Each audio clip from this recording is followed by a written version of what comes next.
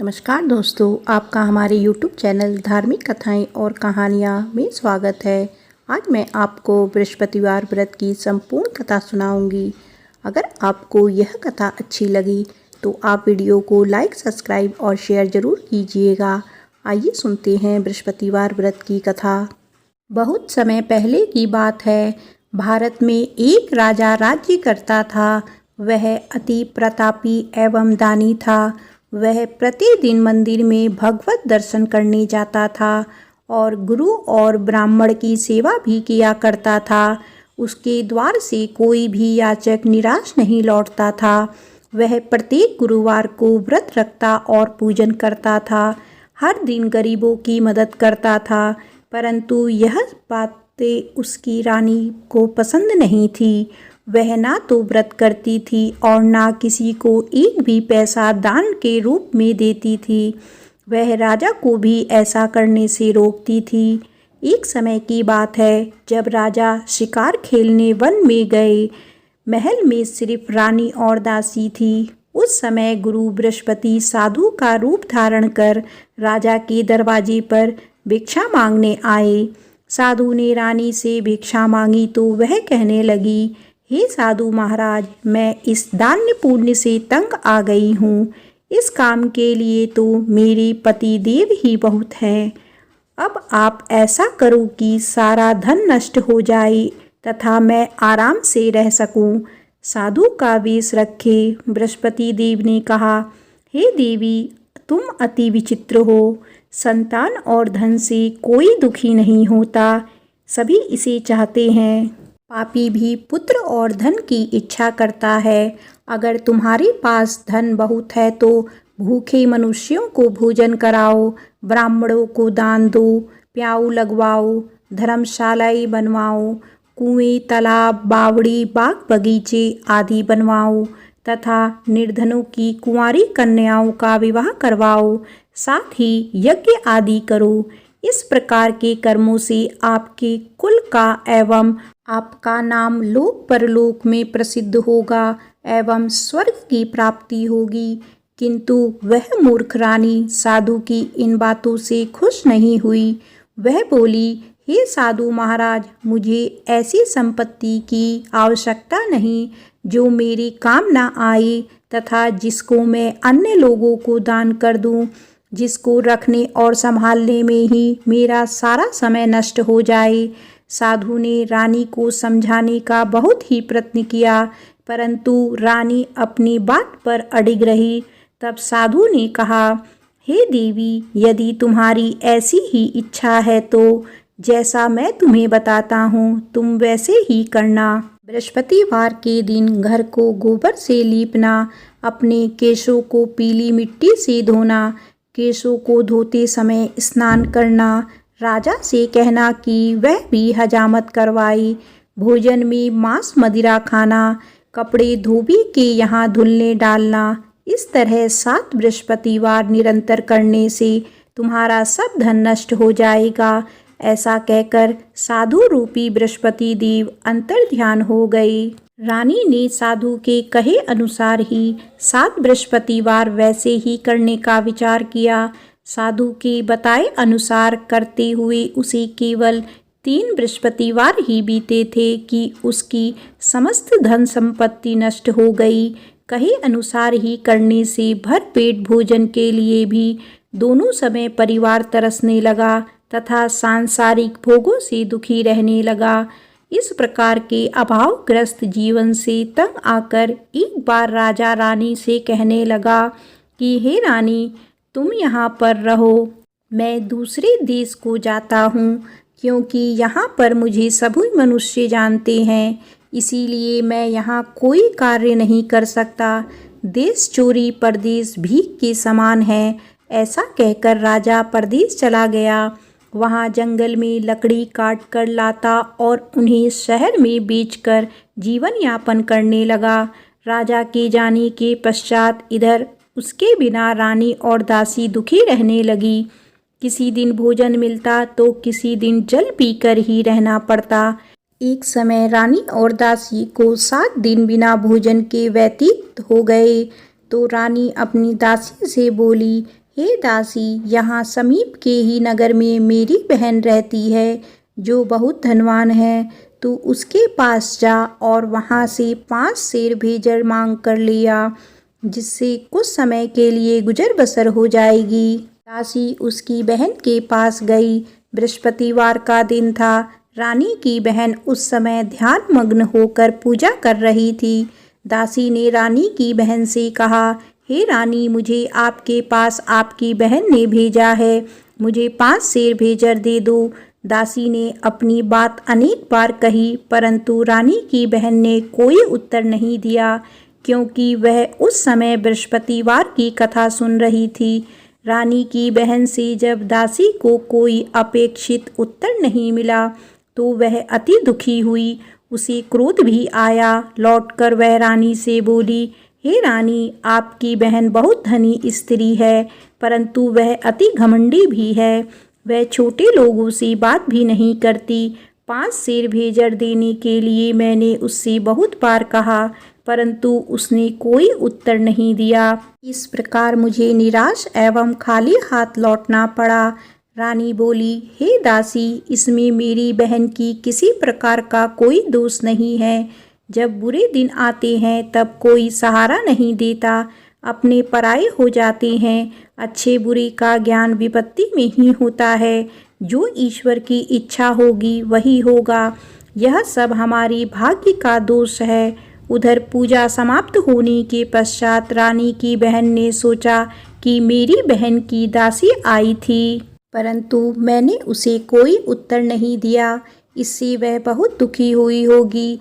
कथा सुनकर तथा विष्णु भगवान का प्रसाद ग्रहण कर वह अपनी बहन के घर आई तथा बोली, हे बहन, मैं बृहस्पतिवार का व्रत कर रही थी। तुम्हारी दासी आई, परंतु कथा समाप्त होने से पूर्व ना उठते हैं और ना ही बोलते हैं, इसीलिए मैं नहीं बोली। बताओ दासी, किस कार्य से मेरे पास गई थी? रानी बोली, बहन, हमारे घर अनाज नहीं था तथा राजा परदेश गए हुए हैं।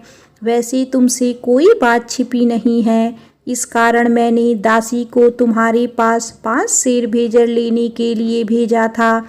इस पर रानी की बहन बोली, हे बहन, बृहस्पति भगवान सबको मनवांछित फल देते हैं। देखो, शायद तुम्हारे घर में किसी कोने में अनाज रखा हो। यह सुनकर रानी की बहन की बातें से विस्मित होकर दासी घर के अंदर गई तो वहाँ उसे एक घड़ा भेजर का भरा मिला। उसे बड़ा ही आश्चर्य हुआ, क्योंकि उसके अनुसार घर का एक एक बर्तन अन्न से खाली था। उसने बाहर आकर रानी को सारा वृत्तांत सुनाया। दासी अपनी रानी से कहने लगी, हे रानी, देखो, वैसे भी हमको जब अन्न नहीं मिलता तो वह भी व्रत समान ही है। अगर इनसे व्रत की विधि तथा कथा पूछ ली जाए तो बृहस्पतिवार का व्रत हम भी किया करेंगे। और फिर दासी के कहने पर रानी ने अपनी बहन से बृहस्पतिवार व्रत पूजन विधि एवं नियमों के बारे में विस्तार से पूछा।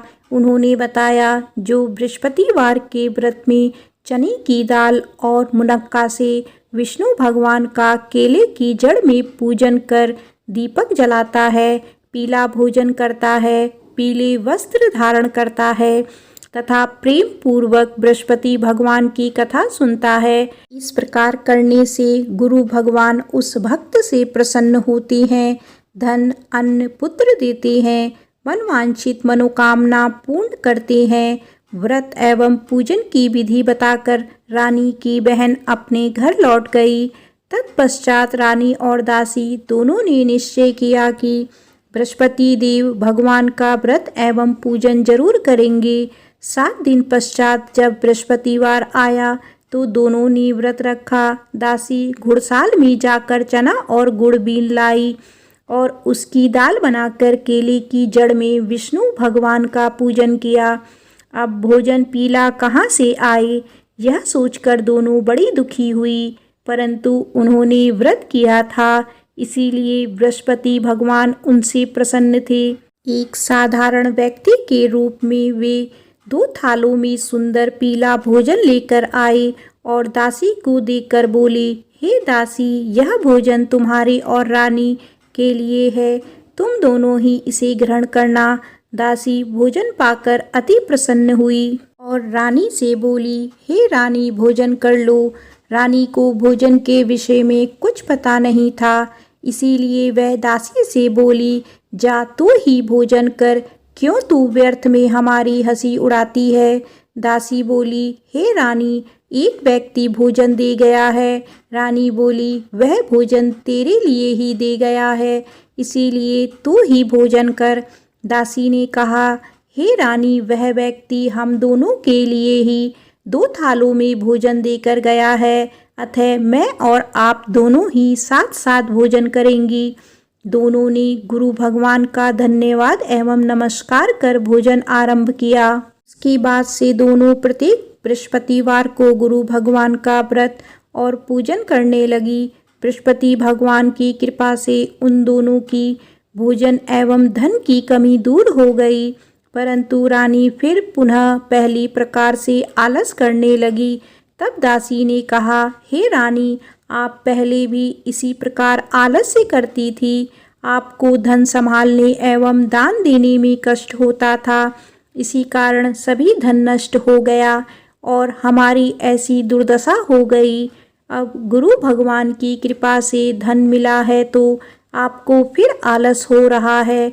बड़े कष्टों के बाद आपने यह धन पाया है, इसीलिए आपको दान पुण्य करना चाहिए। भूखे मनुष्यों को भोजन कराओ, ब्राह्मणों को दान दो, प्याऊ लगवाओ, कुआं, तालाब, बावड़ी आदि का निर्माण कराओ, कुंवारी कन्याओं का विवाह करवाओ, मंदिर पाठशाला बनाकर दान दो, धन को शुभ कार्यों में खर्च करो, जिससे आपके कुल का सम्मान बढ़े तथा आपको स्वर्ग प्राप्त हो एवं आपके पितृ प्रसन्न हो। दासी की बात मानकर रानी ने इसी प्रकार के सत्कर्म करने प्रारंभ कर दिए। इस प्रकार करने से उसका काफी यश फैलने लगा। कुछ दिनों के बाद एक दिन रानी और दासी आपस में विचार करने लगी कि ना जाने राजा किस दशा में होंगे, उनकी कोई खबर नहीं है। रानी राजा की कोई खबर ना पाकर उदास रहने लगी। गुरु भगवान से उन्होंने प्रार्थना की और भगवान ने रात्रि में राजा को स्वप्न में दर्शन देकर कहा, हे राजा, उठ, तेरी रानी तुझको याद करती है, अब अपने देश लौट जा। राजा प्रातःकाल उठा। वह सोचने लगा कि मैं किस प्रकार रानी के पास खाली हाथ जाऊं, मेरे पास तो कुछ भी नहीं है। स्त्री जाति खाने और पहनने की ही साथी होती है, पर प्रभु की आज्ञा मानकर वह अपने नगर चलने को तैयार हुआ। प्रदेश में राजा बहुत दुखी रहने लगा। प्रतिदिन जंगल से लकड़ी बीन कर लाता और उसे शहर में बेचकर अपने दुखी जीवन को बड़ी कठिनाई से व्यतीत करता था। एक दिन राजा दुखी कर अपने पुराने दिन की याद करके रोने लगा। उस जंगल में बृहस्पति देव एक साधु का रूप धारण करके आए और राजा से बोले, हे लकड़हारे, तुम इस वियायान जंगल में किस चिंता में बैठे हो, मुझे बताओ। यह सुनकर राजा की आंखों में आंसू भर आए और वह साधु को प्रणाम करके बोला, हे प्रभु, आप सब कुछ जानने वाले हैं। इतना कहकर राजा ने साधु को अपनी समस्त व्यथा सुना दी। तब साधु रूपी गुरु भगवान राजा से बोले, हे राजन, तुम्हारी पत्नी ने बृहस्पतिवार के दिन बृहस्पति देव का अपमान किया था, जिसके कारण तुम्हारी यह दुर्दशा हुई। अब तुम किसी प्रकार की चिंता मत करो, भगवान तुम्हें पहले से अधिक धन प्रदान करेंगे। देखो, तुम्हारी पत्नी ने बृहस्पतिवार का व्रत आरंभ कर दिया है। अब तुम भी बृहस्पतिवार का व्रत करके चने की दाल व गुड़ जल को लोटे में डालकर केले का पूजन करो, फिर कथा कहो या सुनो। भगवान तुम्हारी सभी इच्छाएं की पूर्ति करेंगे। साधु के वचन सुनकर राजा बोला, हे प्रभु, मुझे लकड़ी बेचने के पश्चात इतना पैसा भी नहीं बचता कि भोजन करने के उपरांत कुछ भी बचा सकूं। मैंने रात्रि में अपनी रानी को व्याकुल एवं व्यथित देखा है। मेरे पास कोई साधन नहीं जिससे उसका समाचार भी जान सकूं। इसके अतिरिक्त मैं बृहस्पति देव की कथा भी नहीं जानता, जिसे कह या सुनकर मैं व्रत धारण कर भगवान बृहस्पति देव का पूजन कर सकूं। साधु ने कहा, हे राजा, तुम किसी बात की चिंता ना करो। बृहस्पतिवार के दिन तुम नित्य की भांति लकड़ियां लेकर शहर में जाओ।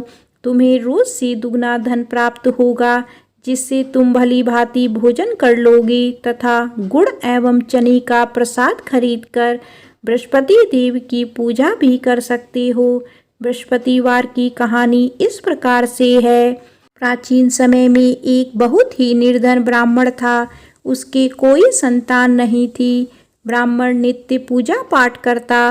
ब्राह्मण स्वभाव से दयालु तथा धार्मिक विचारों वाला व्यक्ति था, परंतु उसकी पत्नी बहुत मलिनता के साथ रहती थी। वह ना तो स्नान करती थी और ना किसी देवता की पूजा करती। सुबह उठते ही सर्वप्रथम भोजन करती, बाद में घर के अन्य कार्य करती। अपनी पत्नी की ऐसी आदत के कारण ब्राह्मण देवता बहुत दुखी थे। वह अपनी पत्नी को बहुत समझाते, किंतु उसका कोई परिणाम ना निकलता। भगवान की कृपा से ब्राह्मण की स्त्री के कन्या उत्पन्न हुई। वह कन्या ब्राह्मण के घर में बड़ी होने लगी। वह बालिका प्रातःकाल ही स्नान करके भगवान विष्णु का जप करती, बृहस्पतिवार का व्रत भी करने लगी। पूजा पाठ समाप्त कर पाठशाला जाती तो अपनी मुट्ठी में जौ भर कर ले जाती और पाठशाला जाने के रास्ते में डालती जाती। भगवान बृहस्पति की कृपा से वही जौ स्वर्ण के हो जाते थे, तो लौटते समय उनको बीनकर घर ले आती। एक दिन वह बालिका सूप में उन सोने के जौ को फटक कर साफ कर रही थी। तभी उसकी माँ ने उसे देख लिया और कहा, हे बेटी, सोने के जौ को फटकने के लिए सूप भी सोने का ही होना चाहिए। दूसरे दिन बृहस्पतिवार था। कन्या ने व्रत रखा और भगवान बृहस्पति से प्रार्थना करके कहा, हे प्रभु, यदि मैंने सच्चे मन से श्रद्धा पूर्वक आपका पूजन एवं व्रत किया हो तो कृपया करके मुझे सोने का सूप दे दो। बृहस्पति देव ने उसकी प्रार्थना स्वीकार कर ली। नित्य की भांति वह कन्या जौ फैलाती हुई पाठशाला चली गई। पाठशाला से लौटते कर जब वह जौ बीन रही थी तो बृहस्पति भगवान की कृपा से उसे सोने का सूप प्राप्त हुआ। उस सोने के सूप को वह घर ले आई और उसमें जौ साफ करने लगी, परंतु उसकी माँ का आचरण वैसा ही रहा। एक दिन वह कन्या सोने के सूप में जौ साफ कर रही थी। उसी समय अचानक उस नगर का राजकुमार वहां से होकर निकला। कन्या के रूप एवं कार्य को देखकर राजकुमार कन्या पर मोहित हो गया। राजमहल लौटकर राजकुमार अन्न तथा जल त्याग कर उदास होकर लेट गया।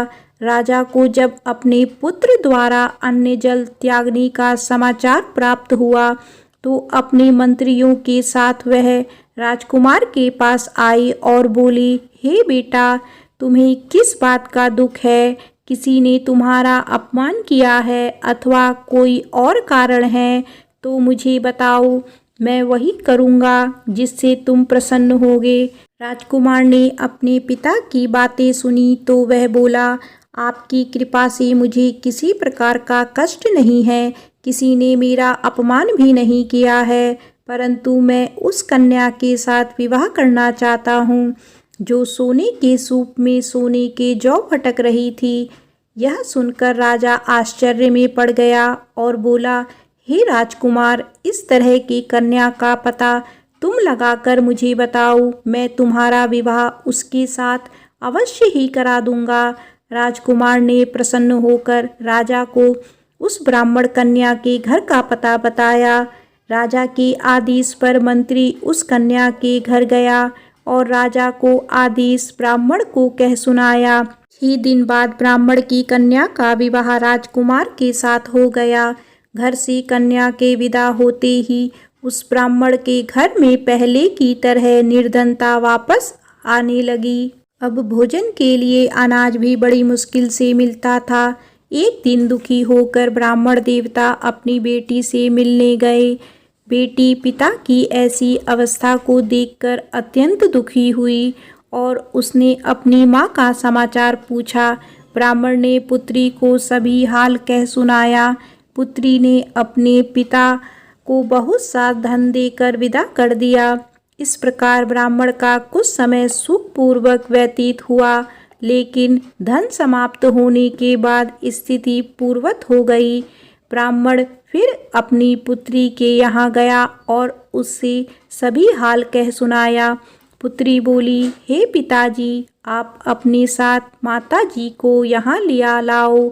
मैं उन्हें वह विधि बता दूंगी जिससे दरिद्रता दूर हो जाएगी। ब्राह्मण देवता अपनी पत्नी को साथ लेकर अपनी पुत्री के पास राजमहल पहुँचे तो पुत्री अपनी माँ को समझाने लगी, हे माँ, तुम सुबह उठकर सर्वप्रथम स्नान आदि करके भगवान विष्णु का पूजन किया करो तो सब निर्धनता दूर हो जाएगी। तो उसकी माँ ने उसकी एक ना मानी। वह सुबह उठकर सर्वप्रथम अपनी पुत्री के घर में बचा जूठन खा लेती थी। एक दिन उसकी बेटी को अपनी माँ पर बहुत गुस्सा आया। उसने उस रात को कोठरी में खाने का सारा सामान निकालकर अपनी माँ को उसमें बंद कर दिया। प्रातः कोठरी से अपनी माँ को निकालकर तथा स्नान आदि कराकर पूजा पाठ करवाया तो उसकी माँ की बुद्धि ठीक हो गई। इसके बाद वह प्रतिदिन पूजा पाठ करती और प्रत्येक बृहस्पतिवार को व्रत भी रखने लगी। इस व्रत के प्रभाव से उसकी माँ भी अत्यंत धनवान तथा पुत्रीवती हो गई और बृहस्पति देवता की कृपा से वृद्धावस्था में मृत्यु को प्राप्त कर स्वर्ग को गई। वह ब्राह्मण भी सुखपूर्वक इस लोक का सुख भोग कर स्वर्ग को प्राप्त हुआ। इस प्रकार कहानी कहकर साधु देवता वहाँ से अंतर्ध्यान हो गए। धीरे धीरे 6 दिन का समय बीत गया तथा बृहस्पतिवार का दिन आ गया। लकड़हारा रूपी राजा जंगल से लकड़ी काटकर किसी शहर में बेचने गया। आज उसे और उस दिनों से अधिक धन मिला। राजा ने चना, गुड़ आदि लाकर भगवान विष्णु का पूजन किया तथा बृहस्पतिवार का व्रत किया। उस दिन से उसके सभी कष्ट दूर हो गए, परंतु अगले बृहस्पतिवार को वह व्रत करना भूल गया। इसी कारण बृहस्पति भगवान उससे रुष्ट हो गए। उस दिन उस नगर के राजा ने विशाल यज्ञ का आयोजन किया तथा अपने समस्त राज्य में घोषणा करवा दी कि कोई भी मनुष्य अपने घर में भोजन ना बनाए और आग भी ना जलाए। सब लोग मेरे यहाँ भोजन करने आए। इस आज्ञा को जो नहीं मानेगा उसको सूली पर लटका दिया जाएगा। राजा की आज्ञानुसार राज्य के सभी निवासी राजा के भोज में सम्मिलित होने गए, परंतु लकड़हारा कुछ विलंब से पहुंचा। इसीलिए राजा उसको भोजन कराने अपने साथ महल में ले गए। जब राजा लकड़हारे को भोजन करा रहे थे तो रानी की दृष्टि उस खूंटी पर पड़ी जिस पर उसका नौलखा हार लटका हुआ था। उसे खूंटी पर हार लटका दिखाई नहीं दिया। रानी को निश्चय हो गया कि मेरा हार इस लकड़हारे ने चुरा लिया है। उसी समय रानी की जिद पर राजा ने सैनिक बुलवाकर लकड़हारे को जेल में डलवा दिया। जेल खाने में बंद वह लकड़हारा बहुत दुखी होकर विचार करने लगा कि ना जाने कौन सी पूर्व जन्म के कुकर्म से मुझे यह दुख प्राप्त हुआ है। जेल में बंद लकड़हारा भगवान बृहस्पति को याद करने लगा।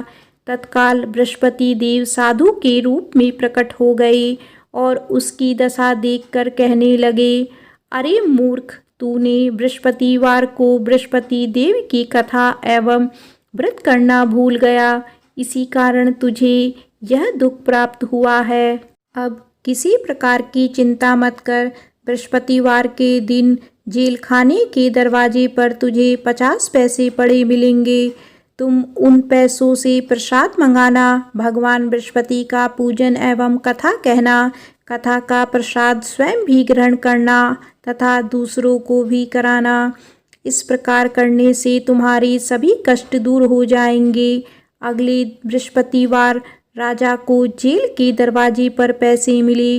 राजा ने पूजा का सामान मंगवाकर कथा कही और प्रसाद बांटा। उसी रात बृहस्पति देव ने उस नगर के राजा को सपने में दर्शन देकर कहा, हे राजा, तूने जिस आदमी को जेल खाने में बंद कर रखा है वह निर्दोष है, वह राजा है, उसे छोड़ दो। रानी का 9 लखा हार उसी खूंटी पर लटका हुआ है। अगर तू ऐसा नहीं करेगा तो मैं तेरी राज्य को नष्ट कर दूंगा। राजा सुबह उठा और खूंटी पर हार लटका देखकर लकड़हारे को बुलाकर उससे क्षमा याचना की तथा राजा के योग्य सुंदर वस्त्र आभूषण भेंट करके उसे विदा किया। बृहस्पति देव की आज्ञानुसार राजा अपने नगर को चल दिया। जब वह नगर के निकट पहुंचा तो उसे बहुत आश्चर्य हुआ। वहां पहले से अधिक तालाब, बाग और कुएं तथा बहुत सी धर्मशालाएं, मंदिर आदि बने हुए थे।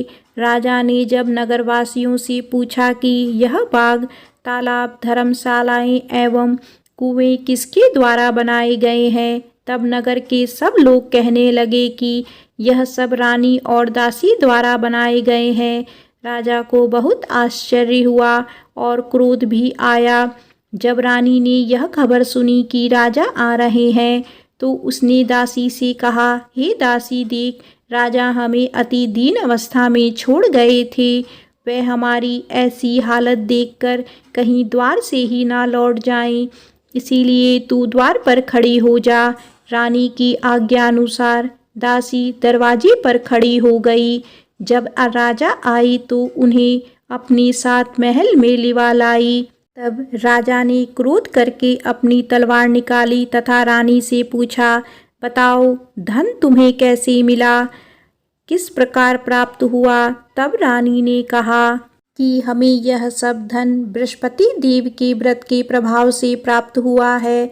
अब राजा ने निश्चय किया कि 7 दिन बाद तो सभी बृहस्पति देव का पूजन करते हैं, परंतु मैं प्रतिदिन में 3 बार कथा कहा करूँगा तथा नित्य व्रत किया करूँगा।